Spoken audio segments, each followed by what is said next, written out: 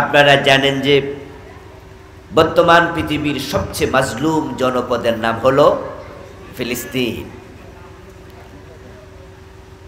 গত এক বছরে সেখানে সম্ভাব্য লাখের উপরে মানুষকে হত্যা করা হয়েছে। যদিও তার সঠিক কোনো পরিসংখ্যান আমাদের কাছে নেই। একদিনে 500-1000 হত্যা করেছে এমন দিনও আছে। পুরা গাজ্জা, রাফা, খান ইউনুস সহ ফিলিস্তিনের বিশাল একটি অংশ এখন মহা শ্মশান, পৃথিবীর সবচেয়ে বড় কবরস্থান। আমরা আল্লাহর কাছে তাদের জন্য কিচ্ছু করতে পারছি না, কোনো ভূমিকা রাখতে পারছি না, দোয়া তো করতে পারবো নাকি? আল্লাহ তুমি তাদেরকে হেফাজত করো, বলেন আমিন। ফিলিস্তিনের মুসলমানদেরকে জালেমদের জুলুম থেকে আল্লাহ তুমি মুক্তি দাও, বলেন আমিন। আপনারা জেনে থাকবেন, সোশ্যাল মিডিয়ার কল্যাণে জেনেছেন যে আজকে ঢাকাতেও মার্চ ফর গাজ্জা বিশাল বিক্ষোভ সমাবেশ হয়েছে। আমিও কিছুক্ষণ ছিলাম, আপনাদের এই প্রোগ্রামে অ্যাটেন্ড করার সুবাদে চলে আসতে হয়েছে। মূল প্রোগ্রামে থাকতে পারিনি, আধা ঘন্টা 1 ঘন্টার মতো মাঠে ছিলাম। আমাদের এই বিক্ষোভ, আমাদের এই প্রতিবাদ যেন বিশ্ব মুসলিম উম্মাকে জাগিয়ে তোলে, আল্লাহ সে তৌফিক তুমি দাও, বলেন আমিন। পৃথিবীতে মুসলমানের সংখ্যা 250 কোটি। মুসলমানদের রাষ্ট্র আছে 65 কান্ট্রিজ, 65। ওআইসির সদস্য সংখ্যা 57। পরমাণু শক্তিধর রাষ্ট্র মুসলমানদের মাঝে আছে পাকিস্তান। পৃথিবীর সবচেয়ে চৌকস সেনাবাহিনী যে সকল দেশে আছে তার মাঝে একটা তুরস্ক। যেই দেশের মাটি খুঁড়লে স্বর্ণ পাওয়া যায় আর তেল পাওয়া যায় এমন সম্পদশালী দেশ আরব বিশ্ব, এটাও মুসলিমদের দেশ, ঠিক নয় কি? টাকাওয়ালা দেশ আছে, অস্ত্রওয়ালা দেশ আছে, সেনাবাহিনীওয়ালা দেশ আছে, 250 কোটি মুসলমান আছে। এরপরেও ফিলিস্তিনের তারা মাইর খায়, কারণ তাদের পক্ষে মুসলিমরা যথাযথ ভূমিকা পালন করে নাই। এজন্য কি আল্লাহর কাছে জবাব দেয়া লাগবে না? মুসলমানদেরকে জেগে উঠতেই হবে। প্রিয় ভাইয়ের, আল্লাহর সাহায্য যদি এসে যায়, আমরা আশাবাদী অচিরে মুসলমানরা জেগে উঠবে। ফিলিস্তিন ইনশাআল্লাহ মুক্ত হবে। মসজিদে আকসা আবার মুসলমানদের হাতে ফিরে আসবে। ইসরায়েলের সন্ত্রাসীরা নাস্তানাবুদ হবে ইনশাআল্লাহ। আল্লাহ সবই পারেন। ইন্নাল্লাহা আলা কুল্লি শাইইন কাদির, তার ক্ষমতা অসীম। মানুষ যা কল্পনা করে না এমন ঘটনাও আল্লাহ ঘটান। যেমন আমাদের বাংলাদেশেও তো আগস্টের 5 তারিখে যে ঘটনা ঘটছে, এই ঘটনা ঘটবে আমরা কেউ কল্পনা করছি? যারা দেশ থেকে পালাইছে ওরাও কি পালাবে ভাবছিল? বরং ওরা ঘোষণা করেছে ভিশন 2041। 2000 কথা বলে না কেন ভাইরা? আমার কথা কি আপনারা বোঝেন? তাহলে একটু জবাব টবাব দিয়েন আর কি। তারা ক্ষমতায় থাকতে ঘোষণা করেছে তাদের ক্ষমতার বলয় বিস্তৃত হবে। এই দেশ পরিকল্পিতভাবে তারা তাদের মতো করে আগায়া নেবে। ভিশন 2041 41 তিনবার বানচাল বরবাদযোগ্য নির্বাচনের মাধ্যমে বিজয়ী হয়ে তাদের দাপট এতটাই বেড়ে গিয়েছিল, তাদের দ্বিতীয় সেকেন্ড লিডার বলেছে কিসের আন্দোলন, এবছর না ওই বছর, মানুষ বাঁচে কয় বছর, এর মানে কোনো আন্দোলনও নাই, ক্ষমতাও ছাড়বে না 41। কিন্তু আল্লাহ তাআলা এমন ঘটনা ঘটাইছে, তাদের নিয়োগকৃত সেনাবাহিনী প্রধান জেনারেল ওয়াকার বলে 41 সন না ম্যাডাম 45 মিনিটও নাই, তাড়াতাড়ি পালান। এমন ভাবে পালাইছে, রান্না করা খাওয়া খাবার খেয়ে পালানোর টাইম পায় নাই। কাপড় চোপড় নিয়ে পলাবে সময়ও নাই, পালাইছে পরনে যে কাপড় ছিল ওইটা পইরা। পরে পোলাপান গণভবনে ঢুকে আলমারি খুইলা বিভিন্ন কাপড় ওরা ফেসবুকে দেখাইছে, আপনাদের মনে আসেনি? রান্না করা খাবার মানুষ খেয়েছে, ফ্রিজ ভেঙ্গে ফ্রিজ খুলে বড় বড় মাছ নিয়ে পালাইয়া গেছে পোলাপান, এগুলো ফেসবুকে দিয়েছে। মাছ কিনলো কে, খাইলো কে, রান্না করলো কার জন্য, খাইলো কারা, কাপড় কিনলো কে, পরিধান করলো কে?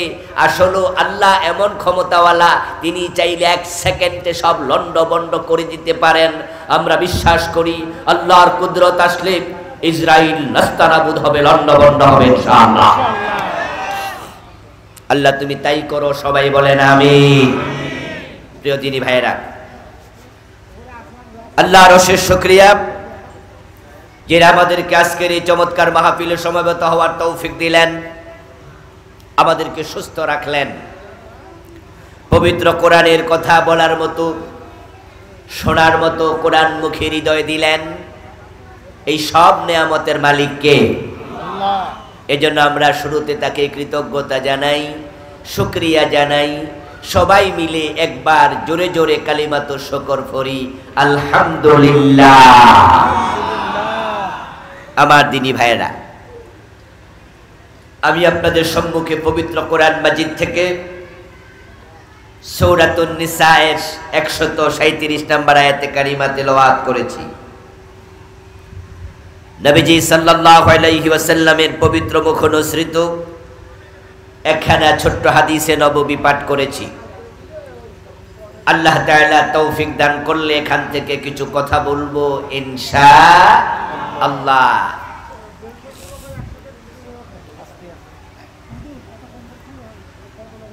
আল্লাহ তাআলা বলছেন, ইন্নাল্লাযীনা আমানু সুম্মা কাফারু, নিশ্চয় যারা ঈমান এনেছে অতঃপর কুফরি করেছে, সুম্মা আমানু সুম্মা কাফারু, তারপর আবার ঈমান আনছে এবং পরে আবার কাফের হয়ে গেছে, সুম্মাজদাদু কুফরা, এবার কাফের হওয়ার পরে কুফরিতে সীমা লঙ্ঘন করলো, আর ঈমান আনে নাই, এভাবে মরে গেল। ঈমান ছিল কিন্তু এখন আর ঈমানটা নাই, ঈমান আনার পরে কাফের হয়ে মরে গেল। লাম ইয়াকুনিল্লাহু লিয়াগফিরা লাহুম, যারা ঈমান হারায়া মরে আল্লাহর ঘোষণা, আল্লাহ তাদেরকে ক্ষমা করবেন না। ঈমান ছিল, ঈমান নাই, এই অবস্থায় যদি কেউ মারা যায় তার কপালে জান্নাত নাই, ক্ষমা নাই। কি মেসেজ আল্লাহ দিতে চান এখানে? এই আয়াত তো গতকালকে, গত মাসে, গত বছর নাজিল হয়নি, নাজিল হয়েছে আজ থেকে প্রায় 1450 বছর আগে রাসূলুল্লাহর উপরে সাহাবাদের জমানায়। ঈমান এনেছে, তারপর কাফের হয়েছে, তারপর এভাবে মরে গেছে, তাদের ক্ষমা নাই। তাহলে বোঝা গেল এমন লোক রাসূলের জামানাতেও ছিল। আপনাদের কাছে আমার জিজ্ঞাসা, ঈমান আনার পর যদি মানুষ কাফের হয়, এমন ঘটনা রাসূলের জামানায় ঘটতে পারে, আজকের যুগে এ জাতীয় ঘটনা ঘটার সম্ভাবনা আছে না নাই? আল্লাহ না করুক আজকের মাহফিল আমরা যারা আছি, আমাদের কারো ব্যাপারে যদি সেটা প্রযোজ্য হয় তাহলে উপায় নাই। নবী এবং রাসূল ব্যতীত কারো ঈমানের গ্যারান্টি নাই। খুব ভালো করে শুনে, নবীর সাহাবাদের ঈমানের পর্যন্ত নিশ্চয়তা নাই, কারণ সাহাবাদের মাঝেও এমন লোক ছিল রাসূলের হাতে কালেমা পড়ার পরে আবার মুরতাদ হয়ে গেছে। কোন নবী কখনো মুরতাদ হবে না, নবী কাফের হবে না, এজন্য নবীদেরকে বলে মাসুম। এই শব্দটা কি আপনারা শুনেছেন? আল্লাহর নবীগণ মাসুম? হ্যাঁ না, কিছু তো কয় না দেখি রে ভাই। শুনেছেন? নবী ছাড়া কেউ মাসুম আছে? ইয়েস, নবী ব্যতীত কেউ মাসুম না। সবারই গুনাহ হতে পারে, ঈমান চলে যেতেও পারে, আপনি এবং আমিও তা থেকে মুক্ত না। নবীজি সাল্লাল্লাহু আলাইহি ওয়াসাল্লামের যুগে একজন ব্যক্তির নাম ছিল ইবনু খাতাল, খা তোয়া লাম, খাতাল। সে রাসূলুল্লাহর হাতে হাত রেখে কালেমা পড়েছিল এবং সে মদিনায় হিজরত করেও এসেছিল, কিন্তু কিছুদিন মদিনায় থেকে কয়েকদিন পরে পালায়া মক্কায় চলে গেছে, ঈমান হারা হয়ে মুরতাদ।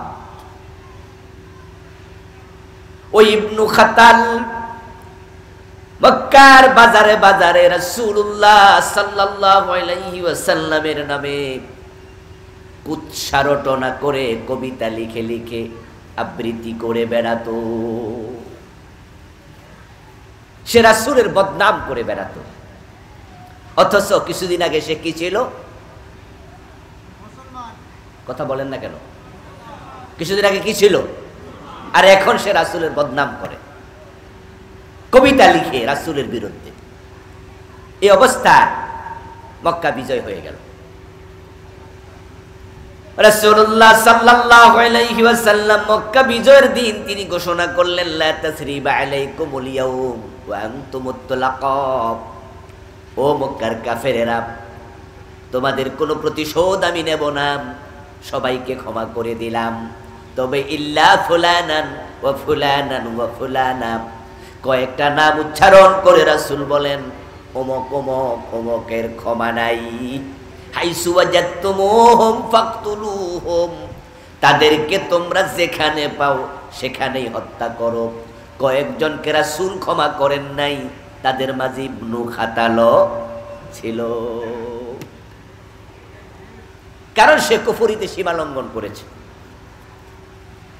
ইবনু খাতাল যখন এই ঘোষণা শুনল যে প্রিয় নবীজি সাল্লাল্লাহু আলাইহি সাল্লাম অনেক কাফেরকে ক্ষমা করেছে, কিন্তু আমার তো ক্ষমা নাই, তাই সে ঘর থেকে বেরিয়ে এক দৌড়ে সে কাবার অঙ্গনে চলে গেল। কারণ সে জানতো পবিত্র কোরআন মাজিদে আছে কাবার সীমানাতে মারামারি করার অনুমতি নাই। কোরআনে আছে ওয়াং দাখালাহু কানা আমিনা, যে হারামে প্রবেশ করবে সে নিরাপদ। এই কথা সে জানতো, তাই সে মনে মনে ভাবে আমাকে যেখানে পাও সেখানে হত্যা করা হবে, এই হুকুম দেয়া হলো, তাহলে আমি কাবা শরীফে চলে যাই, দেখি মারো কেমনে, আর মারলে তো আল্লাহর কথাও মান্য হবে। এজন্য সে দৌড় মাইরা কাবা শরীফের গিলাপের সাথে বুক লাগাইয়া গিলাপ জড়াইয়া ধরে বসে আছে। সাহাবায়ে কেরাম রাদিয়াল্লাহু তাআলা আনহু মক্কা বিজয়ের পরে যখন কাবার অঙ্গনে গেলেন, কাবার ভিতরে ৩৬০টা মূর্তি ছিল, কাবার বাহিরে মূর্তি ছিল, কাবাটা কাফেরদের দখলে ছিল, কিন্তু মক্কা বিজয়ের পরে এটা কি কাফেরদের দখলে আছে? নাই। মক্কার কাফেররা আল্লাহর ঘর কাবা, এটা ইব্রাহিম আলাইহিস সালামের তৈরি করা ঘর, ওইটাকে জবরদখল করে মনে যেমনে চায় এমনে ব্যবহার করছে। তাওহীদের ঘরকে তারা শিরকের ঘরে পরিণত করছে। ঠিক গত 15 বছর বাংলাদেশটাকে তারা দখল কইরা যা মনে চা তা করছে, ঠিক না? আবু জেহেলদের সাথে ভালোই মিল ছিল গত 15 বছর। এদেশে কত সম্মানী মানুষকে অপমান করছে, কত নিরপরাধ মানুষকে ফাঁসিতে ঝুলাইছে, বিনা দোষে মামলা দিয়া জেল খাটাইছে। এ জুলুম কি যশোরের ইয়া হয় নাই, যে করগাছাতে হয় নাই, আপনাদের পাশের জেলা সাতক্ষীরাতে কত বাড়ি ঘর পর্যন্ত মানুষের বুলডোজার দিয়ে ভেঙে ফেলেছে। কিন্তু আল্লাহর শুকরিয়া, আগস্ট বিপ্লবের পর এমন বিজয় হয়েছে, যারা জালেম ছিল এখন তারাই পরিচয় দেওয়ার সাহস করে না, সব পালাই গেছে। ইবনে খাতাল কাবার গিলাফ ধরে বসে আছে। সাহাবারা রাসূলুল্লাহ সাল্লাল্লাহু আলাইহি ওয়াসাল্লামের কাছে রিপোর্ট করলেন, ইয়া রাসূলুল্লাহ, আপনি তো বলেছেন যেখানে পাও তাদেরকে সেখানে হত্যা করো, কিন্তু আল্লাহ তো কোরআনে বলছে এই জায়গাটা নিরাপদ। এখন সে তো কাবার গিলাফ ধরে বসে আছে, কি করব? নবীজি তখন বলেন, আজকের একদিনের জন্য আল্লাহ তাআলা কাবার অঙ্গনে হত্যা করার অনুমতি দিছে। আল্লাহর কাবা আজকে কোন জালেমকে আশ্রয় দেবে না। আল্লাহ আমাকে আজকে দিনের জন্য অনুমতি দিছে, সেখানে হত্যা করো। কিয়ামত পর্যন্ত এটা হারাম, পবিত্র, যুদ্ধ বিগ্রহ নিষেধ, কিন্তু আজকে জায়েজ, হত্যা করো। ইবনে খাতালকে সেখানে হত্যা করা হলো। আমার প্রিয় ভাইয়েরা, রাসূলের হাতে হাত রেখে কালেমা পড়ার পরে যদি ঈমান হারানোর সম্ভাবনা থাকে, তাহলে ঈমান নিয়ে আমাদেরও একটু টেনশন করা দরকার আছে না নাই? কারণ যদি ঈমান না থাকে তাহলে জান্নাত পাওয়ার কোনো সম্ভাবনাই নেই। আল্লাহর জান্নাত পাওয়ার জন্য প্রথম শর্তই হলো ঈমান, দ্বিতীয় শর্ত হলো নেক আমল। ঈমান যদি না থাকে তাহলে আপনি নবীর বাবাও যদি হন, আপনাকে আল্লাহ জান্নাত দেবেন না। যেমন আজরকে আল্লাহ জান্নাত দেবে না, অথচ ইব্রাহিম আলাইহিস সালামের বাবা। ঈমান যদি না থাকে আপনি নবীর ছেলে হলো জান্নাত পাবেন না। যেমন নূহ আলাইহিস সালামের ছেলে কেনান জাহান্নামী, কারণ কেনান ঈমান আনে নাই। দুইজন নবীর বউ জাহান্নামী, দুইজন নবীর স্ত্রী জাহান্নামী। যে দুইজন মহিলা নবীকে রান্না করে খাওয়াইছে, নবীর বাচ্চা পেটে ধারণ করেছে, এক কম্বলের নিচে ঘুমাইছে, স্বামী স্ত্রীর কি মিল, কি মহব্বত, কি ভালোবাসা, অথচ দুইজন নবীর বউ জাহান্নামী, হযরত নূহ এবং হযরত লূত আলাইহিমুস সালাম। কারণ তারা দুজনে ঈমান আনে নাই। লূত এবং নূহ আলাইহিমাস সালামের স্ত্রী ছিল কাফের। কাফের যদি হয় জান্নাত নাই। এখন আমরা সবাই জান্নাতে যেতে চাই, এই জান্নাতে যাওয়ার জন্যই তো এই মাটির মাঝে এসে মাহফিলে বসে আছেন, ঠিক না? কি যাওয়ার সময় কি খিচুড়ি দেবে, বিরিয়ানি দেবে নাকি? আর যদি দেয় ওইটার জন্য আমরা আসি না, দিলে হাদিয়া, না দিলে মনে কোনো কষ্ট থাকে না, ঠিক কি না? আমরা এসেছি আল্লাহর জান্নাতের পথ কেমনে পাওয়া যায় শোনার জন্য, বুঝার জন্য। ঈমান যদি না থাকে কপালে জান্নাত নাই। এখন যে আয়াত আমি পড়ছি সেই আয়াতে আল্লাহ তাআলা বলে ঈমান ছিল ঈমান নাই, ঈমান ছিল ঈমান নাই, এমন ঘটনা ঘটবে। তাহলে আমাদের ঈমান আছে না গেছে গা, একটু আলোচনা করে, একটু পর্যালোচনা করে, হিসাব নিকাশ করে একটু দেখা দরকার আছে না নাই? 1 লক্ষ টাকা পকেটে নিয়ে 1 লাখ টাকার একটা ভান্ডিল 1000 টাকার নোটের আপনি পকেটে নিছেন, তারপরে আপনি এখান থেকে যশোর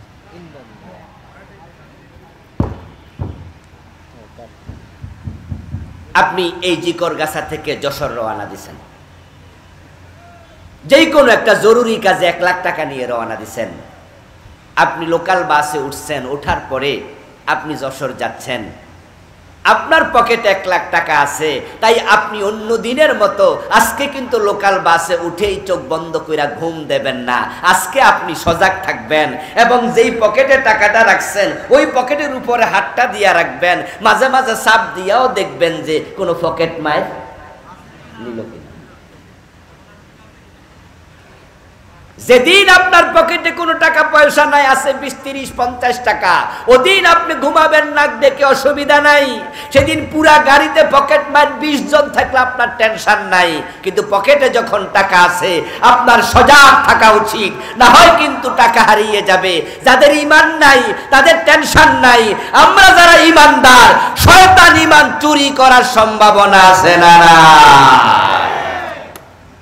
সাবধান থাকবেন, নচেত যেই কোনো দিন ঈমান চলে যেতে পারে। প্রিয় ভাইরা, قال رسول الله صلى الله عليه وسلم تكون بين الساعة فتن كقطع الليل المظلم। নবীজি বলেন, কিয়ামত যখন আগাবে, কিয়ামতের আগে সূর্য ডুবার পরে চারদিকে যেমন আধারে ঢেকে যায়, অন্ধকার নেমে আসে, দুনিয়ার চারদিক থেকে কুফরির ফিতনা বের হবে। উদাহরণটা কি চমৎকার! সূর্য ডুবে গেলে পৃথিবী কি আর আলোকিত থাকে? চারদিক থেকে অন্ধকার। নবীজি বলেন যে এইরকম অন্ধকারের মতো পৃথিবীর চারদিক থেকে কুফরির ফিতনা আসবে। ফিতান, ফিতনা শব্দের বহু বচন। তাকুনু বাইনা সাআতি ফিতানুন কাকিতাইল লাইলিল মুসলিম ইউসবিহু ফিহা আর-রাজুলু মুমিনান ফায়ুমসি কাফিরা। এবার নবীজি সাল্লাল্লাহু আলাইহি ওয়াসাল্লাম বলতেছেন, ওই ফিতনার যুগে কিয়ামতের আগে মানুষগুলো সকাল বেলায় মুমিন থাকবে, সন্ধ্যা বেলায় কাফের হয়ে যাবে। রাসূলুল্লাহর হাদিসের উপর বিশ্বাস আছে না? রাসূল বলে সকাল বেলায় মুমিন, সন্ধ্যা বেলা হয়ে যাবে কাফের। وقال رسول الله صلى الله عليه وسلم إن العبد لا يتكلم بالكلمة من سخط الله لا يلقي لها بالا يهوي بها في جهنم। অন্য হাদিসে রাসূল বলেন, এমন কথা বলবে মানুষ, হয়তো সিরিয়াসলি বলে নাই, হাসতে হাসতে বলেছে, কিন্তু একটা কথার কারণে ঈমান শেষ, আল্লাহ তাকে জাহান্নামের মাঝখানে ফেলে দেবে। যেই কথাকে আমাদের দেশে বলে কুফরি কালাম। আমি জানি না এই শব্দটা আপনাদের দেশে পরিচিত আছে কিনা। শুনেছেন কুফরি কালাম শব্দটা? শুনছেন? অর্থাৎ কালাম মানে বাক্য, কুফরি মানে কুফর। অর্থাৎ মানুষ এমন কথা বলবে যেটা বলার সাথে সাথে কুফর হবে। কুফর যখন হয় ঈমান তখন আর থাকে না। ঈমান চলে যায় 10 কারণে। কয় কারণে? এই ভাইয়েরা কথা বলেন না, বলেন না আমার সাথে, কয় কারণে? ওয়াজগুলো একটু মনোযোগ দিয়ে শুনে বাড়ি যাবেন। আমাদের দেশে তো অনেকেই ওয়াজ শুনতে আসে না, আওয়াজ শুনতে আসে। হুজুরের কণ্ঠ যদি ভালো হয়, সুর দিয়ে টান মারে, মিছা কথা ওয়াজ করে, তাও কয় যে দারুণ ওয়াজ। আবার কিচ্ছা কইতে কইতে হাসায়, তারপরে কাঁদায়, এরকম করে করে 1-1.5-2 ঘন্টা চলে যায়। আর যাওয়ার সময় দাদা নাতি গল্প করে, নাতি জিজ্ঞাসা করে, দাদা আজকের ওয়াজটা কেমন লাগছে? দাদা উত্তর দেয়, দারুণ ওয়াজ। হুজুরে কি ওয়াজ করছে মনে আসেনি? দাদা কয়, হেডা তো মনে নাই। ওয়াজ যা শুনেছে মাঠে রেখে চলে গেছে। এই জাতীয় ওয়াজ আমি করতে অভ্যস্ত নই। দূরত্বের কারণে কম আসি আপনাদের দেশে, মাঝে মাঝে আসি, খুবই কম। আলহামদুলিল্লাহ আমার মাহফিলের শ্রোতাও ভিন্ন। কিচ্ছা শুনতে, কাহিনী শুনতে, সুর শুনতে আসে না। যারা আসে কোরআন হাদিস শুনতে আসে, কারণ হেদায়াতের কিতাব আল্লাহর কোরআন, ঠিক না? 10 মিনিট শুনবেন, আসল কথা শোনেন। একটু আজকে মজা না পান, আমার কণ্ঠ তো খুব ভালো না, আবার একটু সর্দিও লাগছে, মজা কম হলেও মাঝে মাঝে ওষুধ যখন বাচ্চাদেরকে আমরা খাওয়াই, সিরাপ, যেই সিরাপ তিতা, খাইতে না চাইলে তার মাঝে চিনি মিশাইয়া খাওয়াই না, তো আজকে মজা না লাগবে, একটু চিনি মিশাইয়া একটু মজাটা নিয়েন। 10টি কারণে ঈমান চলে যাবে। আমি এই নিয়ে বই লিখেছি, আমার লেখা মোট 8টি বই আছে আলহামদুলিল্লাহ। তার মাঝে একটা বই ঈমান, কুফর ও নিফাক। এই বইটা আমি 10 কারণে ঈমান ভাঙ্গে লিখেছি। ও প্রিয় ভাইরা, মক্তবে শিখেছেন অজু ভাঙ্গার কারণ, বক্তব্যে শিখেছেন কোন কোন কাম করলে নামাজ ভেঙে যায়, কোন কোন কাজ করলে রোজা ভেঙে যায়। রোজা ভঙ্গের কারণ জানেন, নামাজ ভঙ্গের কারণ জানেন, নামাজে খারাইছেন, এরপরে হঠাৎ করে পেট খারাপ, একটু হাওয়া বাইর হয়ে গেছে, নামাজ কি চলবে না শেষ? নামাজটা ভেঙে গেছে কারণ অজুটা শেষ। রোজা রেখেছেন, অজু করতে গেছেন, অজু করা অবস্থায় কুলি করার সময় পানি পেটে চলে গেছে, রোজা কি আছে না ভেঙে গেছে? রোজা ভাঙ্গার কারণ শিখেছেন, অজু ভাঙ্গার কারণ শিখেছেন, নামাজ ভাঙ্গার কারণ শিখেছেন। 10 কারণে ঈমান ভেঙে যায়। এই 10 কারণ কয়জনে শিখেছেন? 100 জন মুসলমানের 90 জনই জানেন।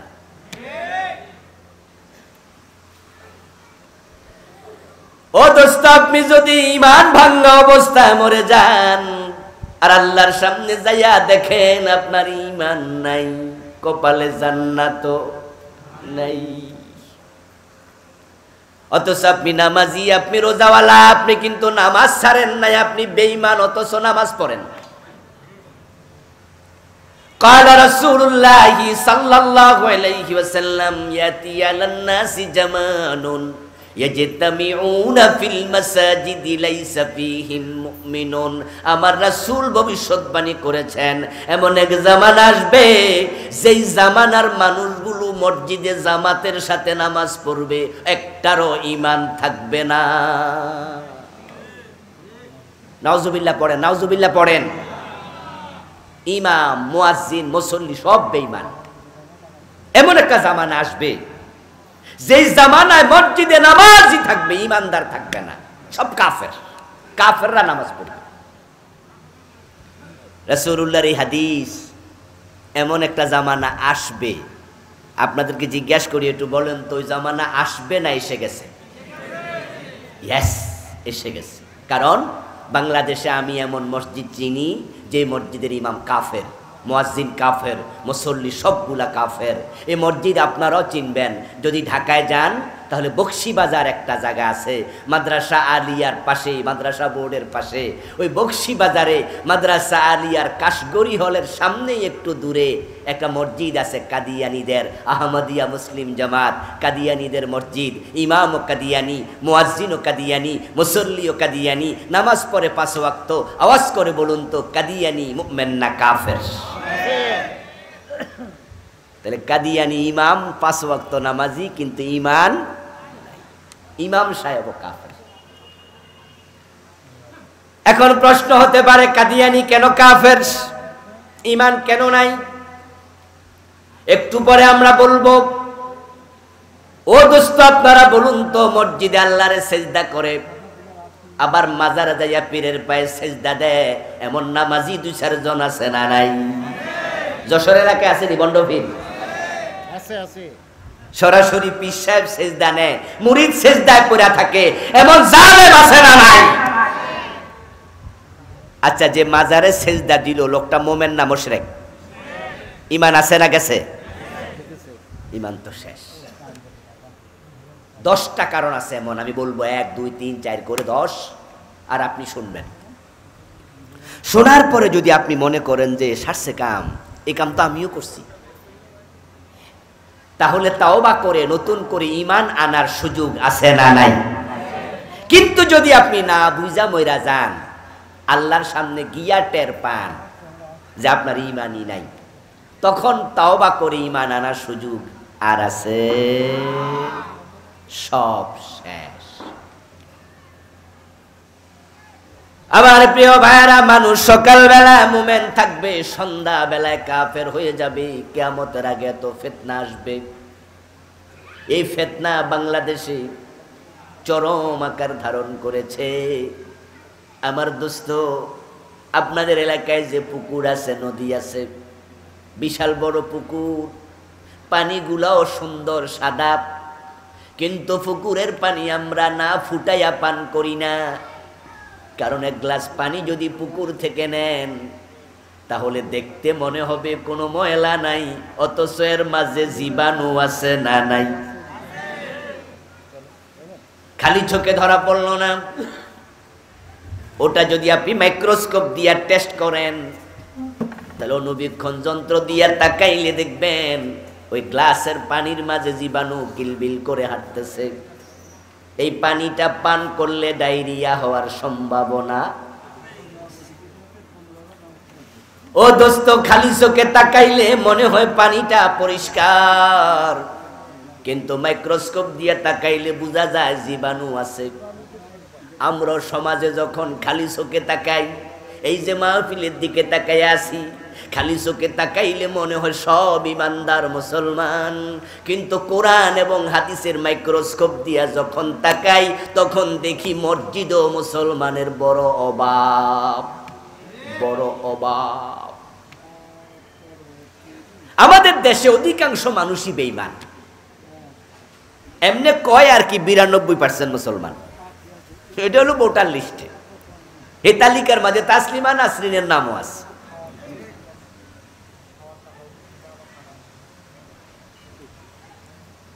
%92 মুসলমান কয় কিরে, কয় কিরে। রাসূলুল্লাহ বলছে কিয়ামত যখন ঘনাবে তখন কুফরি বাড়বে, মানুষ কাফের হইতে হইতে হইতে হইতে একটা দিন আসবে যখন আসমানের নিচে জমিনের উপরে ঈমানওয়ালা একজনও আর থাকবে না। সেদিন আকাশ জমিনও আর থাকবে না। কিয়ামত আগাবে, মোমেন কমবে, কমতে কমতে একজনও থাকবে না।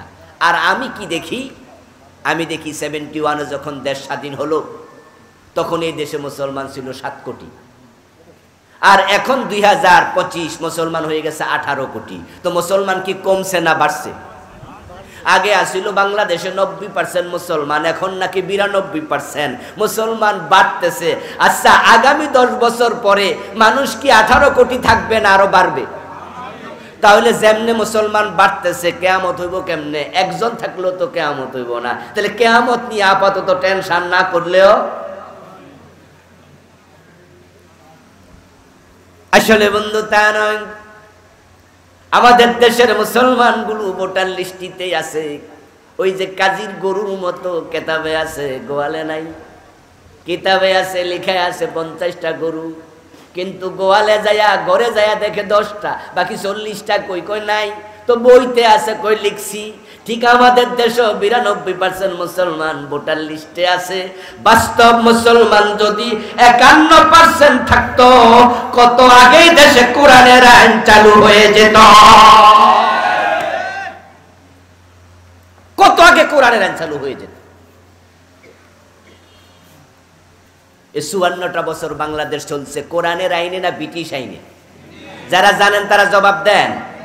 54 বছর বাংলাদেশ চলছে আল্লাহর কোরআন দিয়ে না ব্রিটিশ আইন দিয়া? তো ব্রিটিশ আইন মানলে তুমি আল্লাহর গোলাম হইলা কেমনে? আমার রাসূল যখন মদিনার প্রেসিডেন্ট ছিলেন 10 বছর, তখন তিনি মদিনা নামক ইসলামী রাষ্ট্রটা চালাইছে নিজের মন মতো না কোরআন মতো? তা আপনি না রাসূলের উম্মত, আপনি না মুমিন, আপনার দেশ কেন চলবে ব্রিটিশ আইনে? কোরআনে আছে চোর ধরে হাত কাটো, আপনার সংবিধান বলে চোর ধরে জেলে দাও। কোরআনে আছে মদ, হাদিসে আছে মদ পান করলে 80 বেত লাগাও। আপনার সংবিধান বলে মদ পান করলে অসুবিধা নাই, সরকার যদি অনুমতি দেয়, যেমন শেরাটন সোনারগাঁ হোটেলে মদের বার আছে না ভাই? শেরাটন আর সোনারগাঁতে 2 কাপ মদ খাইলে কোনো বিচারও নাই, পুলিশে ধরতেও যায় না। রাসূল বলেছে মদ পান করলে 80 বেত দিতে হবে, আর আমার দেশে আইন করলো মদ পান করলে জেলে দাও। আল্লাহ আইন দেয় একটা, ব্রিটিশ দেয় আরেকটা। এখন মুসলমান কি আল্লাহরটা মানবে না ব্রিটিশেরটা মানবে? অথচ আমরা কারটা মানতেছি। এরপর আমরা বলি আমরা মুমিন। মনে মনে কি ভাবেন, হুজুর আমরা আবার কাফের হব কেমনে, ঈমান যাবে কেমনে? আমরা তো কোরআন মানি, কোরআন পড়ি, জিকির করি দিন 100 বার লা ইলাহা ইল্লাল্লাহ। ও দোস্ত আমার কান খুলে শোনো, পুরা কোরআন অস্বীকার করা লাগবে না কাফের হওয়ার জন্য। যে ব্যক্তি পুরা কোরআন মানে না সে তো কাফের বটে। কেউ যদি বলে 15 পারা মানি আর 15 পারা মানি না, সে কি অর্ধেক মুমিন না কাফের? তো যে পুরা মানে না সে কি? যে অর্ধেক মানে না সে কি? না, অর্ধেক কাফের। যদি কেউ বলে 29 পারা মানি, 1 পারা মানি না, সে কি? যদি কেউ বলে 113 সূরা মানি, 1 সূরা মানি না, কেউ যদি বলে 1 অক্ষর মানি না, সেও কাফের। কাদিয়ানি কাফের হলো তারা 4 অক্ষর মানে না। খা আলিফ তা মিম খাতামান নবিয়্যিন। এ কোরআনের মাঝে আল্লাহ তাআলা বলেছেন নবী মুহাম্মদ শেষ নবী, উনার পরে আর কোন নবী। 1835 সনে গোলাম আহমদ কাদিয়ান নামে একজন ব্যক্তির জন্ম হলো। যৌবনে পদার্পণ করার পরে হঠাৎ করে লোকটা একদিন দাবি করলো সে নাকি আল্লাহর নবী। নাউজুবিল্লাহ পড়বেন না? 1450 বছর আগে আল্লাহ বলে মুহাম্মদ শেষ নবী, আর আজ থেকে 250 বছর আগে গোলাম আহমদ কাদিয়ান দাবি করে সে নবী। একদল হতভাগা বলল ঠিক আছে আপনি নবী, যে দাবি করছে নবী সেও কাফের, যারা তাকে নবী মেনেছে তারাও কাফের।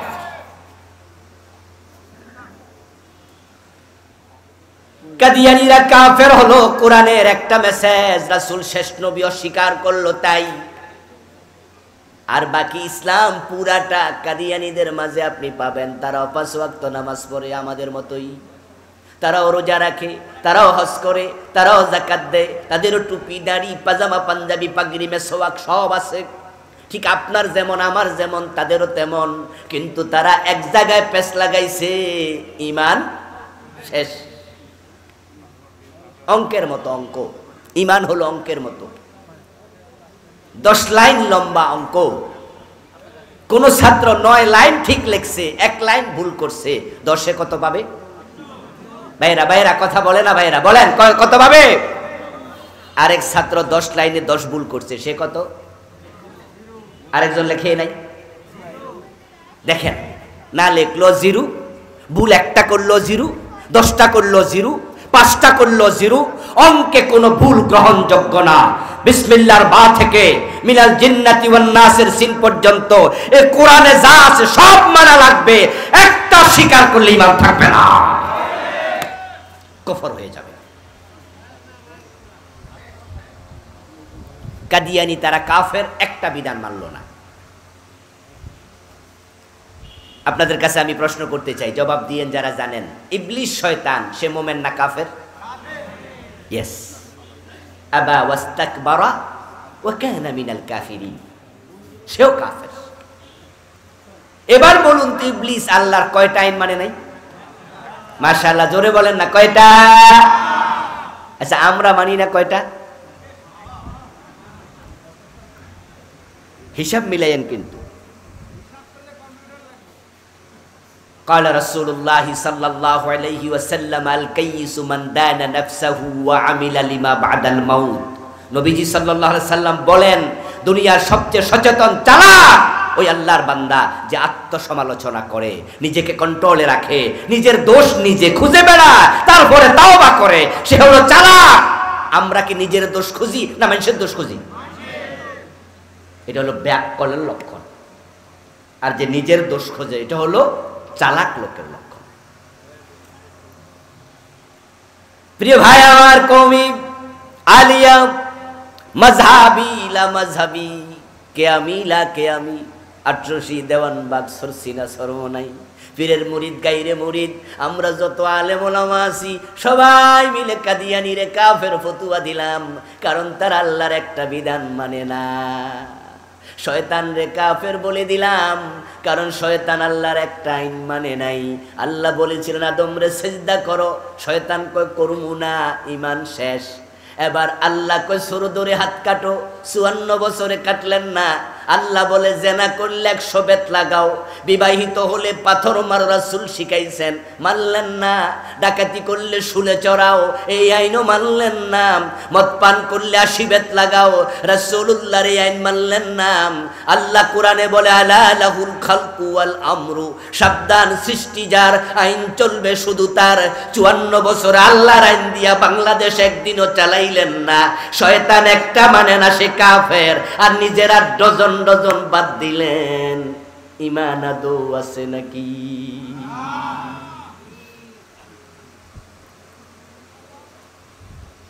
আদৌ ইমান আছে কি করবেন? প্রত্যেকে এক হুজুর দৈরা আনছে, এই হুজুর যে আমরা বেঈমান বানাই দিয়ে যেতে গেছে বাড়িতে। কত হুজুর আছে সুবহানাল্লাহর ওয়াজ করবো আর নিজের বেহেশতি ভাবতে ভাবতে বাড়ি চলে যাবেন। 5 ওয়াক্ত নামাজ পড়বেন, রমজানে রোজা রাখবেন, জিকির করবেন, জান্নাতে ঢুকে যাবেন। এবার মানুষ এই ওয়াজ শুনা নামাজও পড়ে সুদও খায়, নামাজ পড়ে সুদে টাকা লাগায়, এমন নামাজি 2-4 জন আছে না নাই? হে বুঝছে নামাজ নাকি জান্নাতের চাবি, এজন্য হে চাবি কামাই করতাছে। এত পাতলা ওয়াজ দিয়ে হবে না দোস্ত। নামাজ জান্নাতের চাবি হাদিসে আছে, যদিও হাদিসটা জয়ীফ আছে, তিরমিজির হাদিস এটা, কিন্তু কোরআনে আছে ফাওয়াইলুল লিল মুসাল্লিন। কিছু নামাজি ওয়াইল দোজকে যাবে, সকল নামাজি চাবি পাবে না। আপনি নামাজ পড়ে সুদে টাকা লাগাইয়া জান্নাত খোঁজেন কেমনে? 1 টাকা সুদ খেলে 36 বার জেনা হয়। মান আকালা দিরহাম রিবা ওয়া হুয়া ইয়ালাম আন্নাহু ওয়াশাদ্দু মিন 36 জিনা। 1 টাকা সুদ খেলে 36 বার জেনার গুনাহ হবে। 100 টাকা সুদ খেলে 3600 বার জেনার গুনাহ হবে। 1000 টাকা সুদ খেলে 36,000 বার জেনার গুনাহ হবে। লিররিবা 73 বাবা আইসারুহা ইয়ানকিহুর রাজুলু উম্মাহ। নবীজি সাল্লাল্লাহু আলাইহি সাল্লাম বলেন যে সুদ খেলে 73টা গুনাহ হয় বড় বড়, সবচেয়ে ছোটটা হলো নিজের মায়ের সাথে জেনা করা। এই নামাজি অদ্দিককে ইসলাম লইয়া কোথায় যাচ্ছ তুমি? কোরআনের কিছু মানবেন কিছু মানবেন নাই, সিস্টেম নাই। আফাতুমিনুনা বিবাদিল কিতাবি ওয়া তাকফুরুনা বিবাদিন ফামা জাযা। আল্লাহ বলে কোরআনের কিছু মানবা না, নামাজ মানলা, রোজা মানলা, চোর ধরে হাত কাটা কেন মানো না? আল্লাহর জমিন আল্লাহর আইনে চালাতে হবে কেন মানো না? ফামা জাযা, অদ্দিক্কা মানলে আল্লাহ বলে আমার কাছে তার কোনো প্রতিদান। অদ্দিক্কা ইসলাম আল্লাহ নেয় না, আল্লাহ ঠেকায় পড়ে নাই, আল্লাহ ঠেকায় পড়ে নাই। এখানে তো বিবাহিত লোকের সংখ্যাই বেশি। আচ্ছা, যারা বিবাহ করে নাই তারাও তো তাদের মা আছে, বাবা আছে, ভাই বোন বিয়ে করছে, চিনে। আচ্ছা, আপনার বউ আপনার বাড়িতে থাকলে আপনার সব কথা শোনে, কিন্তু যখন শ্বশুর বাড়ি আপনার সাথে বেড়াইতে যায় একটা কথাও শোনে না। আচ্ছা, এই বউলিয়া সংসার চলে তো? আপনি তো আশ্চর্য হইয়া কইবেন কি তারে হোর বাইত গেলে যে হে কথাই শোনে না, তা আপনি নিশ্চয়ই হেরে জিগাইবেন তোমারে কি এই বাড়ি তাইলে ভূতে ধরে? কইবেন না যে আমাদের বাড়ি থাকলে যে যা কই তা শোনো, কিন্তু এই বাড়িতে বেড়াইতে আইলে কোনো কথাই শোনো না। আমি দেখাই এদিকে, তুমি যাও এদিকে। এই বাড়ি কি ভূতে ধরে তোমারে? হইছেটা কি তোমার? আপনি তাকে নিশ্চয়ই প্রশ্ন করবেন কেন করো? মসজিদে যখন যাও আল্লাহ ছাড়া কারো আইন মানো না, আদালতে যখন যাও আল্লাহর আইন একটা রায়ও দাও না।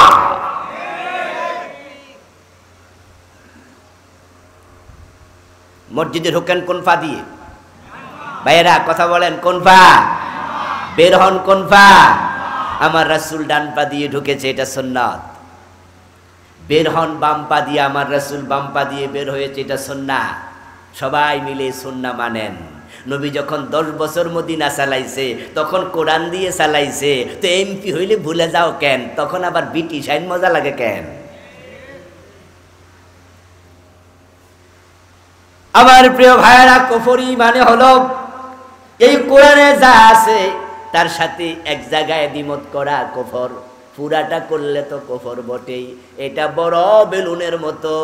কোনো বেলুনে যদি আপনি ঢুকান গ্যাস, 5 মিনিট 10 মিনিট লাগাইয়া হাওয়া ঢুকালেন, গ্যাস ঢুকালেন, ওই বেলুনটা 10টা ছিদ্র করলে যে কথা, একটা করলে সেই কথা। ঈমান যদি রাখতে চান কোরআন পুরা মানতে হবে। জীবনের বটম থেকে টপ, পাকঘর থেকে সংসদ ভবন, সব জায়গায় কোরআন সুন্নাহ মানা লাগবে। অর্ধেকটা মানলে ঈমান থাকবে না।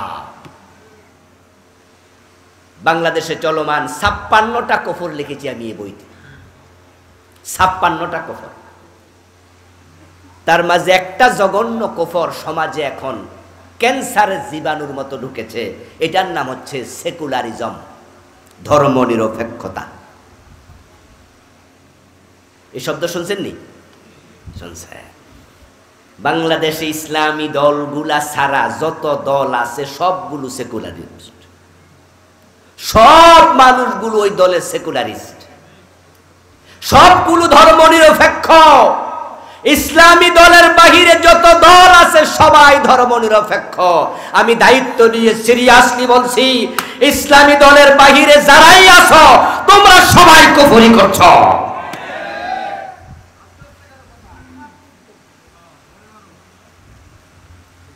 আমি আমার এই বইতে সেকুলারিজমের সংজ্ঞা লিখেছি। সেকুলারিজম কি? দি belief religion should not be involved with any social, ordinary social and political activities in a country. Cambridge ডিকশনারির বরাত দিয়ে আমার বইতে আমি সেকুলারিজমের সংজ্ঞা যে লিখলাম, ধর্মনিরপেক্ষতা হচ্ছে ওই বিশ্বাস, বিশ্বাস, বিশ্বাস কর্ম নয়, বিশ্বাসের নাম ঈমান। ধর্মনিরপেক্ষতা হলো ওই বিশ্বাস যে সমাজে, রাষ্ট্রে, রাজনীতিতে ধর্ম কোনো প্রভাব ফেলবে না, ধর্ম দিয়ে সমাজ চলুক, রাজনীতি চলুক, এটা দরকারই নাই। অথচ আমরা সবাই জানি ইসলাম হলো পূর্ণাঙ্গ জীবন বিধান। উদখুলু ফিস-সিলমে কাফা। আপনি থাকবেন যেখানে, ইসলাম থাকবে সেখানে। সেকুলারিজম কুফরি মতবাদ, ফিরে না আসবা জাহান্নামী। আমার আজকের ওয়াজের কারণে ইসলাম কায়েম হয়ে যাবে নাকি? এত সোজা নাকি? কেউ কেউ বলে হুজুর এই ওয়াজ না কইরা নামাজের ওয়াজ করেন, পর্দার ওয়াজ করেন, জিকিরের ওয়াজ করেন, কামে লাগবো। আপনি ইসলামী রাষ্ট্রের ওয়াজ করতেছেন, সব জায়গায় ইসলাম মানা, বাংলাদেশে হবে না, কবে হয় জানি না। আমি বলবো দোস্ত, ইসলাম আসলো কি আসলো না, কায়েম হলো কি হলো না, ওইটা আমার দেখার বিষয় না, কিন্তু আমি বেঈমান হয়ে মরতে চাই না। আমি ঈমান নিয়ে মরতে চাই। আল্লাহর কোরআনকে জীবনের সব ক্ষেত্রে মানার মতো লোক যদি একজন হয়, সেটা আমি হব। কেউ না থাকলে আমি একা মাথা তুলে দাঁড়িয়ে যাব। এবার বলুন তো, 56টা কুফর যে আছে, আমি তো একটা বললাম সেকুলারিজম, তাহলে আরো হইল 55টা।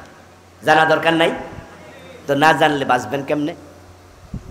10টার মাঝে এটা একটা কুফর। দ্বিতীয়টার নাম হলো শিরিক। বাংলাদেশে শিরিক আসেনি?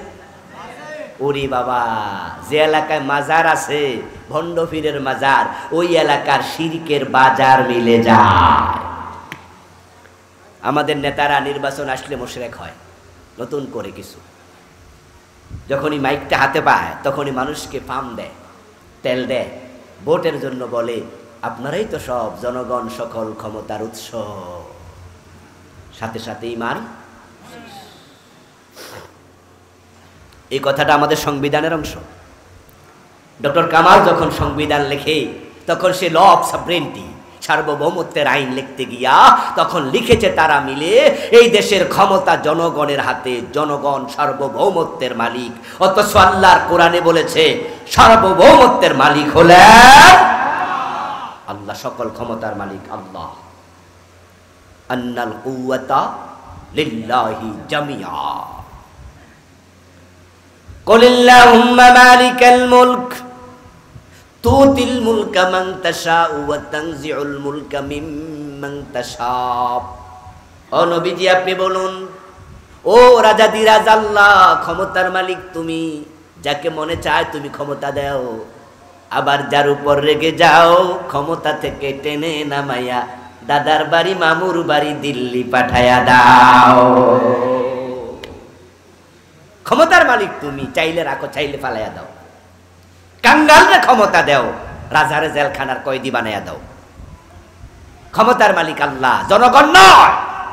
এটা কুফর, এটা শিরিক, জঘন্য ঈমান হরণকারী। যখন হিন্দুদের দুর্গা পূজা আসে তখন দেখবেন ছাগলের 3 নাম্বার বাচ্চার মতো কিছু লোক লাফাইয়া লাফাইয়া ঈমান হারা। অযথাই ইমান হারা। আচ্ছা, আপনাদের এলাকায় আমরা যারা এখানে আমার সামনে আছেন, আপনারা কেউ কি দুর্গা পূজায় মূর্তি পূজা করেন? কোন মুসলমান করে? কোন মুসলমান কি পূজা মণ্ডপ বানায়? কেমনে মুশরিক হয়? এই জন্য বলছি আমি ছাগলের 3 নাম্বার বাচ্চার মতো হয়। ছাগলের 3য় বাচ্চা মানে কি জানেন তো? 2টা খাইয়া লাফায় আর একটা না খাইয়া লাফায়। ছাগলের পায়ের নিচে যে ওলান আছে, ওলানের মাঝে বাঁট আছে কয়টা? দুধের যে লাইন আছে এগুলাতে আমাদের কুমিল্লা বলে বাঁট, এই এলাকায় কি বলে? বাঁটে বলে। তাহলে বলুন যে ছাগলের ওলানে বাঁট কয়টা? তো বাচ্চা 3টা হইলে বাঁট ফাইছে কয়জনে? আর একটা এ ফাও লাফা। আরে মন্দির বানাইলো হিন্দু, মূর্তি পূজা করলো হিন্দু, আর মুশরিক হলো আমাদের নেতা। কেমনে মুশরিক হলো? কারণ তারা হিন্দুদের ভোট পাওয়ার জন্য তখন একটা স্লোগান বানাইছে, ধর্ম যার যার উৎসব সবার। বলেন নাউজুবিল্লাহ। কয় কি রে? হিন্দুদের দুর্গা পূজা আমাদের উৎসব। দুর্গা পূজা জায়েজ না হারাম? ছোট শিরিক না বড় শিরিক? আল্লাহ তাআলা কোরআন মাজিদে আমাদেরকে শিখাইছে স্লোগান, লাকুম দীনুকুম ওয়ালিয়া দীন। বাংলা অর্থ কি? তোমাদের ধর্ম তোমাদের, আমাদের ধর্ম আমাদের। দুইটা কি এক না আলাদা? তাহলে স্লোগান হবে ধর্ম যার উৎসব তার। আচ্ছা, আপনাদের এলাকায় আপনারা যখন কোরবান, এই যে কোরবান আসতেছে ইনশাআল্লাহ কয়দিন পরে আসবে, আমরা গরু জবাই করব। আচ্ছা, আমরা কেমনে গরু জবাই করি? এই উৎসব দেখার জন্য কয়জন হিন্দু আসে? আসছে কোনোদিন? এটা দাওয়াত দিলে আসবে। যদি কারো বন্ধু বান্ধব থাকে হিন্দু, পাড়া প্রতিবেশী থাকে, আপনি দাওয়াত দিবেন, আসবে না। যদি গলায় গামছা লাগায় টান মারেন, রাম রাম কইয়া যাবো কাছিল্লা চিৎকার দিয়া। জিজ্ঞাসা করবেন, কিরে ভাই তোদের দুর্গা পূজা আমরা সবাই মিলা দেখতে যাই, বাতাসা খাই, ওদের হালুয়া রুটি খায়, খায় না? আস্তাগফিরুল্লাহ, প্রসাদ খায়, মুসলমানের সন্তানরা খায়, কাইরা না জিলাপি খায়। অথচ মন্দিরে মূর্তির সামনে যাহা উৎসর্গ করা হলো সেটা খাবার হিসাবে গ্রহণ করা হারাম। ওটা ওরা মন্দিরে মূর্তির জন্য উৎসর্গ করেছে, আল্লাহ ছাড়া অন্যের জন্য দিলে হারাম। আর তোমার সন্তান সেখানে খাইতে যায়। ও হিন্দু ভাই, তোমার দুর্গা পূজা আমরা গেলাম, তো আমরা গরু জবাই করি, তোমরা আসো। আসো না কেন? ধর্ম যার যার উৎসব তো সবার, তো তোমাদের উৎসবে আমরা গেলাম, আমাদের উৎসবে তোমরা আসো। দেখবেন হিন্দু মিয়া জবাব দেবেন, আরে ভাই আমাদের ধর্মে গরু জবাই করার অনুমতি নাই, এজন্য আমরা এটা করি না, দেখতেও যাই না। তা শুধু যায় না রে ভাই, হ্যাঁ ব্যানারটা না দেখবেন, শারদীয় দুর্গা পূজার শুভেচ্ছা, নিচে লেখা আলহাজ আব্দুল কাদের। এলাকার মেম্বারশিপ, এলাকার হিন্দু ভোটারের মন জয় করতেছে, দুর্গা পূজার শুভেচ্ছা জানাইছে। তোমার ইসলাম তোমাকে কি শিখাচ্ছে আর তুমি কি করছো? আমার প্রিয় ভাইয়েরা, মুসলমানের সন্তান বিয়ে করেছে 2 বছর, সন্তান হয় না, 3 বছরের মাথায় তো দোয়া দরুদ পড়ানো শুরু, 4 বছর 5 বছর যাওয়ার পরে এখানে ওখানে দৌড়াদৌড়ি, ডাক্তার শেষ। এবার মন খারাপ, স্বামী মন খারাপ করে বসে আছে অফিসে, কলিগ জিজ্ঞাসা করে পিঠে আলতো করে থাপ্পড় দিয়ে, মন খারাপ কেন? বলে তোমার ভাবি কাঁদছে সারা রাত, বাচ্চা হবে না ডাক্তার বলেছে। তখন কলিগ বলে, কেডা কইছে হইব না? ইন্ডিয়া যাও, পাসপোর্টে ভিসা লাগাইয়া চাইয়া দেখো, হুজুরের কাছে 1 ডজন হইব। কয়টা লাগবো? শুধু চাইয়া দেখো। তখন আপনি আশ্চর্য হয়ে বললেন, কিরে ভাই বলিস কি, কার কাছে চাইলে ফোলা মাইয়া হয়? ও কেন শোনো নাই, কেউ ফিরে না খালি হাতে, খাজা বাবার দরবারে। খাজা বাবার কাছে ছেলে মেয়ে চায় এমন লোক বাংলাদেশে আছে না নাই? পীরের কাছে, মরা পীরের কাছে ছেলে চায়।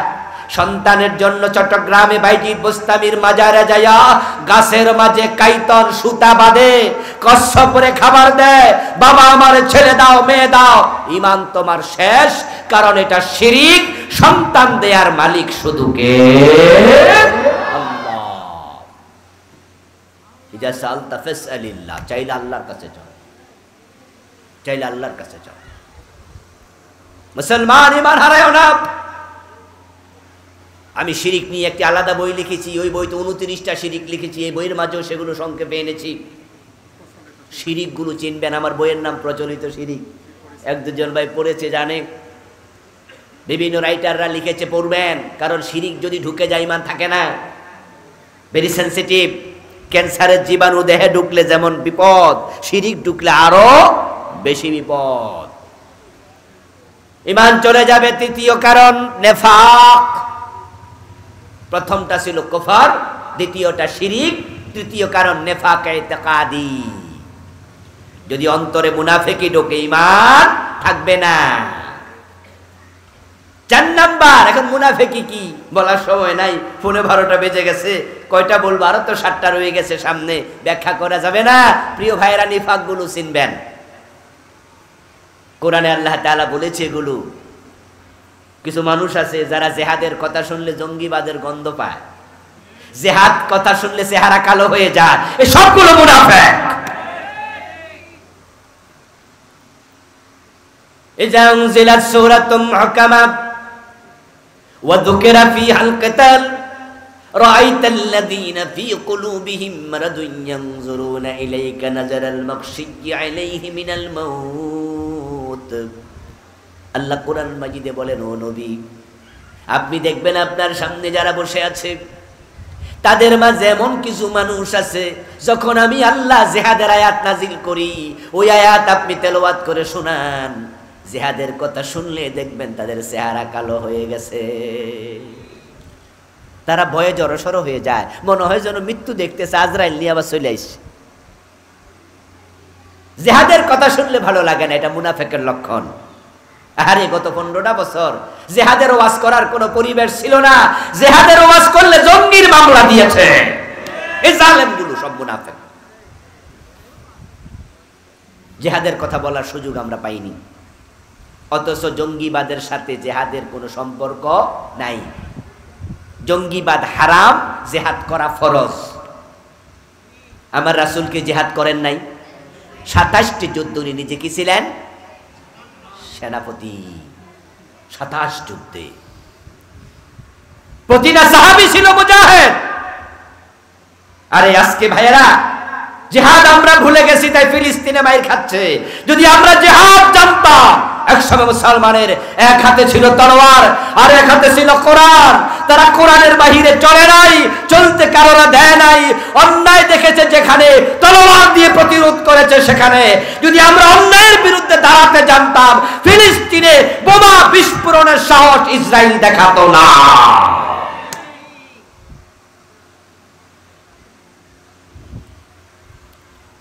ফিলিস্তিনের মুসলমান মাইর খাচ্ছে, ওটা দেখে আমরা আজকে বিশাল সমাবেশ করলাম।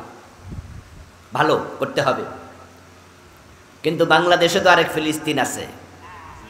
কক্সবাজারে গেলে দেখবেন, কক্সবাজারের পাশে মায়ানমারের 14-15 লাখ মুসলমান এখানে উখিয়া সীমান্তে আইসা তারা এখন ভিক্ষুক, ঠিক না? জাতিসংঘ টাকা দেয়, ভিক্ষা নিয়ে নিয়ে খায়। এই 12-13 লাখ মুসলমানকে এই মায়ানমার থেকে তারা তাড়াই দিছে। ওরা কি ফিলিস্তিনিদের মতো না? ওই গাজার মুসলমানদেরকে তাড়াইয়া দিচ্ছে ইসরায়েল। মায়ানমারের মুসলমানকে তাড়িয়ে দিয়েছে সে মায়ানমারের জালেম জান্তা সরকার। আমরা জিহাদের ওয়াজ করতে আগে কুণ্ঠিত হয়েছি, করা যায়নি। জঙ্গি বলেছে, আমরা ঘোষণা দিতে চাই, মুসলমানের হাতে আবার জিহাদের তলোয়ার নিতে হবে। অন্যায় করব না, অন্যায় সহ্য করব না। নিরীহ মানুষকে হত্যা করার নাম জঙ্গিবাদ, এটা ইসলাম সাপোর্ট করে না। কিন্তু জিহাদ মানে হলো যেখানে অন্যায় দেখা হবে সেখানে প্রতিরোধ করতে হবে। যে 12-14 লাখ মুসলমান মায়ানমার থেকে এসে আমাদের উখিয়া সীমান্তে কক্সবাজারে আছে, ওদের সকলকে জিহাদের ট্রেনিং দেয়া দরকার। ওদের মাঝ থেকে যারা এই যুবক আছে সকলকে তলোয়ার প্রশিক্ষণ দরকার, যুদ্ধের ট্রেনিং দেয়া দরকার। সেনাবাহিনীর মাধ্যমে আমাদের প্রশিক্ষিত সেনাবাহিনী যেমন যুদ্ধের প্রশিক্ষণ নেয়, মায়ানমারের মুসলমান গুলাকে এইভাবে যুদ্ধের ট্রেনিং দিয়া তাদের দেশে অস্ত্র হাতে দিয়ে ঢুকাইয়া দেওয়া দরকার। যে তোমরা নিজ দেশে ফিরে যাও, ভিক্ষুকের মতো থেকো না। এ দুনিয়া কি জানেন? দুনিয়া হচ্ছে শক্তের ভক্ত নরমের জম, শক্তের ভক্ত নরমের জম। 12-14 লাখ রোহিঙ্গা, তার মাঝে 6 লাখ আছে কমপক্ষে পুরুষ, তার মাঝে 3 থেকে 4 লাখ আছে ইয়াং পোলাপান। প্রত্যেকটাকে সেনাবাহিনীর ট্রেনিং দেওয়া দরকার। ডক্টর ইউনূসের সরকারকে আমি বলবো, বাংলাদেশ গভর্নমেন্টকে বলবো, আর কত বছর খাওয়াবেন ওদেরকে? 12-14 লাখ, এগুলা তো বাড়তেছে না? বাচ্চা হচ্ছে না? আগামী 5 বছর পরে কত লাখ হয়ে যাবে? হয়তো 20 লাখ। কথা বুঝেন? আগামী 5 বছর পরে সেটা যদি 20 লাখ হয়ে যায়, 10 বছর পরে হয়ে যাবে 30 লাখ। হঠাৎ যদি কোনো কারণে জাতিসংঘ তাদের সাহায্য বন্ধ করে দেয়, এই 30 লাখ লোক তখন খাওয়াবে কে? আমাদের দেশের কি টাকা কি বাইয়া পড়তেছে? এই 40 লাখ লোক কে খাওয়াবে? তখন খাবারের অভাব দেখা দিলে পেট কোনো আইন মানে না। ওই 12-14 লাখকে বন্দী করার জন্য, নির্দিষ্ট এরিয়ায় রাখার জন্য কাটা তারের বেড়া দিয়েছ। এই বেড়া তারা ভেঙে তখন আমাদের বাংলাদেশে ঢুকবে, চুরি ডাকাতি শুরু করে দেবে, পুরা দেশ অস্থির হয়ে যাবে। জাতিসংঘের মাধ্যমে প্রফেসর ইউনূস প্রস্তাব রেখেছে, মায়ানমারে তারা আবার ফিরিয়ে নেবে। ইতোমধ্যে 1,80,000কে ফিরিয়ে নিতে রাজি হয়েছে। আমরা বলবো চাপ প্রয়োগ করো, নিতে রাজি না হলে অস্ত্র দিয়ে ট্রেনিং শিখায় তাদেরকে পাঠাও, তারা জিহাদ করে নিজ দেশে বেঁচে থাকুক। ইসলামে জিহাদ হচ্ছে অন্যায়ের বিরুদ্ধে কথা বলা। আমার বন্ধু মুনাফিক জিহাদ পছন্দ করে না। মুনাফিক যারা, তাদের আরেকটি বড় আলামত হলো আল্লাহর আইনের কথা বললে আল্লাহর আইন তাদের কাছে পছন্দ হবে না।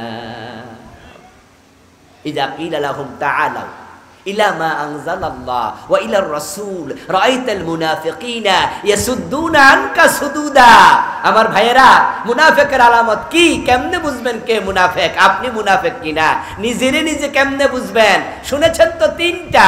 মিথ্যা বলবে, ওয়াদা করলে খেলাপ করবে, আমানত রাখলে খেয়ানত করবে। অথচ আমার বইতে আমি মুনাফিকের আলামত লিখছি 28টা, 3টা শিখছেন, বাকি 25টার কি খবর?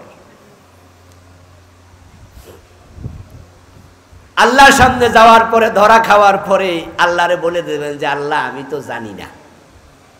আর আল্লাহ বলবে ও ব্যস্ত ছিলা তো, জানতে টাইম পাও নাই, বেহেশতে চলে যাও। এত সোজা? জানা, শিখা, এলেম অর্জন করা নফল না ফরজ? শিখতেই হবে। 3 নাম্বার। 4 নাম্বার হচ্ছে জাতি ঈমান চলে যাবে, সেটা হলো রাসূল ছাড়া কাউকে আদর্শ হিসাবে গ্রহণ করলে। আমাদের সবার জন্য আদর্শ একমাত্র মুহাম্মাদুর রাসূলুল্লাহ। কোন নেতাকে আদর্শ বানানো যাবে না। অথচ আমাদের দেশের পোলাপান দেখবেন যে ঘরের মাঝে সুন্দর করে ব্যানার বানায় লেখা রাখে, আমি অমুকের আদর্শের সৈনিক, অমুক আমার আদর্শ, অমুক তমক। নবী মুহাম্মদ ছাড়া অন্য কাউকে আদর্শ মানলে ঈমান থাকবে না। লাকাদ কানা লাকুম ফি রাসূলিল্লাহি উসওয়াতুন হাসানা। নবীজির মতো মহান নেতা থাকতে কে নেতা হয়? কে তোমার আদর্শ হয়? সাবধান মুসলমান। 5 নাম্বার, আল্লাহর কাছে যাওয়ার জন্য কোনো মাধ্যম গ্রহণ করলে ঈমান শেষ। বান্দার সাথে আল্লাহর সম্পর্ক হবে ডিরেক্ট, ফাজকুরুনি আযকুরকুম। কিন্তু আমাদের দেশে কিছু ফির আছে, মাঝখানে এসে খাড়াইয়া যায়। এজন্য মুরিদেরা সরাসরি আল্লাহর কাছে চায় না, ওরা ফিরের কাছে যায়, ফিরে আবার আল্লাহর কাছে চাইয়া দেয়। মক্কার মুশরিকদের চরিত্র ছিল, তারা যখন মূর্তি পূজা করত, আল্লাহ তাআলা তখন রাসূলের কাছে আয়াত নাজিল করেছেন, ও নবী মুহাম্মদ তাদেরকে প্রশ্ন করুন, আকাশ এবং জমিন কে বানাইছে? তোমাদের মূর্তি? তারা বলবে না না, আকাশ জমিন বানাইছে, ইয়াকুলুনাল্লাহ, আল্লাহ বানাইছে। এই মূর্তি আসমান বানাইতে পারবে না, এই মূর্তি তো আমরা নিজ হাতে বানাইছি, এগুলো কেমনে আসমান বানাবে? তাহলে সেজদা ওদেরকে দাও কেন? তখন তারা জবাব দেবে মা না'বুদুহুম ইল্লা লিয়ুকাররিবুনা ইলাল্লাহি যুলফা, আমরা মূর্তির পূজা করি কারণ তারা আল্লাহর কাছে আমাদেরকে সুপারিশ করবে, মাধ্যম বানাইছি। এই জন্য আপনাদের যার যা প্রয়োজন ডাইরেক্ট আল্লাহর কাছে চাইবেন, কোনো মাধ্যম দরকার নেই। ইজা সাআলাকা ইবাদি আন্নী ফাইন্নী করিব উজিবু দাওয়াতাদ দাঈ ইযা দাআন। আল্লাহ বলে যখন বান্দা আপনার কাছে এসে আমার ব্যাপারে প্রশ্ন করবে আমি কোথায়, আপনি জবাব দেন আমি খুব কাছে আছি। মানুষ যখন চায় কিছু বলে আমি সাথে সাথে জবাব দেই। সুবহানাল্লাহ পড়েন। দুনিয়ার অফিস 8 ঘন্টা খোলা আর বাকি সময় বন্ধ। যখন রাত গভীর হয় পৃথিবীর সকল অফিস আদালত বন্ধ হয়, মহান আল্লাহর অফিস খোলা 24 ঘন্টা। লা তাখুযুহু সিনাতুন ওয়ালা নাওম। তিনি তন্দ্রাও যান না, ঘুম তো দূরের কথা, তিনি সদা সচেতন সজাগ। আপনি চাইতে দেরি তিনি ডাকে সাড়া দিতে দেরি নাই। এই জন্য কোনো মাধ্যমের প্রয়োজন নাই। আমার বন্ধুদের পরেরটা হলো ইসলামের কোন বিধানকে অপছন্দ করলে ঈমান চলে যাবে। ছেলেটা পছন্দ হয়েছিল মেয়ের জন্য, কথাবার্তাও ঠিক হয়েছে, কিন্তু সমস্যা হলো ফোলার মুখে দাঁড়িয়ে আছে। শুধু দাড়ি থাকার কারণে মেয়ে বিয়ে দেয় না, এমন লোক আছে না নাই? তাহলে সে কিন্তু ছেলেরে অপছন্দ করে না। অপছন্দ করছে কাকে? দাড়ি কার সুন্নাহ? কথা বলে না ভাইয়েরা, কার সুন্নাহ? তুমি ইসলামের একটি অনুষঙ্গকে অপছন্দ করেছো। ঈমান দাড়ি না রাখলে ঈমান যাবে না, অপছন্দ করলে ঈমান যাবে। এই যে টুপি আমি খুললাম, কোনো গুনাহ হয়েছে নাকি? কিন্তু যদি টুপিকে পায়ের তলায় দেয় ঈমান চলে যাবে। নেগলেক্ট করে ফেলে দেয়, টুপির ব্যাপারে নেগেটিভ মন্তব্য করে, ঈমান চলে যাবে। টুপি মাথায় দেয়া সুন্নাহ, কিন্তু টুপির বিরোধিতা করা কুফর।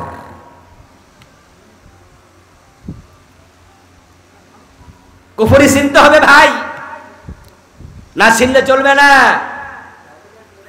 আমাদের দেশে একটা অ্যাডভার্টাইজমেন্ট আছে এইডস রোগের, এইডস। সে অ্যাডভার্টাইজটা হলো বাঁচতে হলে জানতে হবে। একই সিরিঞ্জ যেটা আপনাকে ফুস করেছে, এটা যদি যার দেহে এইডস ছিল আগে তাকে ফুস করে, তাহলে আপনার দেহে ওই জীবাণু আসার সম্ভাবনা আছে না নাই? এই জন্য ডাক্তাররা কিন্তু একই সিরিঞ্জ দিয়ে দুজনকে ইঞ্জেকশন ফুস করে না, এটা নিষেধ। যেই লোকের দেহে এইডস আছে, যে ব্লেড দিয়া তার মাথা কামাইছে, শেভ করছে, ওই ব্লেডে যদি তার ব্লাড লাগে, রক্ত লাগে, আর আপনাকে ওই ব্লেড দিয়ে আবার মাথা কামায়, আপনার শেভ করে, ওই রক্ত আপনার দেহে ঢোকে, তাহলে এইডস এর জীবাণু চলে যাবে। এগুলো সচেতনতা বলে। বাঁচতে হলে জানতে হবে। এখন ঈমান বাঁচাতে হলে কোন কোন কাজ করলে ঈমান চলে যায় জানা দরকার আছে না নাই? জানার দায়িত্ব আপনাদের, জানার দায়িত্ব আপনাদের।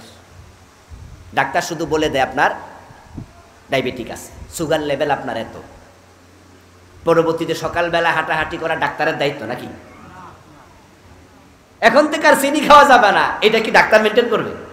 ডাক্তার আপনার বইলা দিছে যে আপনার সুগার লেভেল ভালো না, আপনার ডায়াবেটিস আছে, এখন খাবার কন্ট্রোল করো, সকালবেলা জগিং করো, চিনি অ্যাভয়েড করো। এখন এই দায়িত্ব আপনার। আমরা আলেম ওলামা, আমরা শিরক কুফর এগুলো ঈমান বিধ্বংসী বলে দেই। এখন বাকিটা শিখে তা থেকে বেঁচে থাকার দায়িত্ব কার? আপনাদের। আল্লাহ তাআলা আমাদের সকলকে যাবতীয় কুফর থেকে, শিরক থেকে, ঈমান বিধ্বংসী কাজ থেকে নিজেকে হেফাজত করার তৌফিক দিন। সবাই বলি আমিন। প্রিয় ভাইয়েরা, ওই যে আমার সামনে গাড়িটা আছে, যারা বাংলা পড়তে পারেন, আমার লেখা 8টা বই আছে, কুফর, শিরক, সালাত, এরপরে আপনার রাসূলুল্লাহর মেরাজ, রাসূলুল্লাহর জীবনী, পরিবার। ড্রাইভার সাহেব থেকে বই সংগ্রহ করবেন, বাসায় বসে বসে পড়বেন, বজিরে শিখাবেন। আল্লাহ তাআলা আজকের এই মাহফিলকে আমাদের সকলের নাজাতের ওসিলা বানায়া দাও। সবাই বলেন আমিন। হাযা মা ইনদি ওয়াল ইলমু ইনদাল্লাহ আলাইহি তাওয়াক্কালতু ওয়া ইলাইহি উনীব। আমরা সংক্ষেপে একটু দোয়া করে বিদায় নিতে চাই। মাহফিল কমিটির কোনো কথা আছে কি? থাকলে বলেন, তারপরে দোয়া। মুনাজাত ছাড়া আর কোনো কথা আছে না? আর নাই? আল্লাহুম্মা আমিন।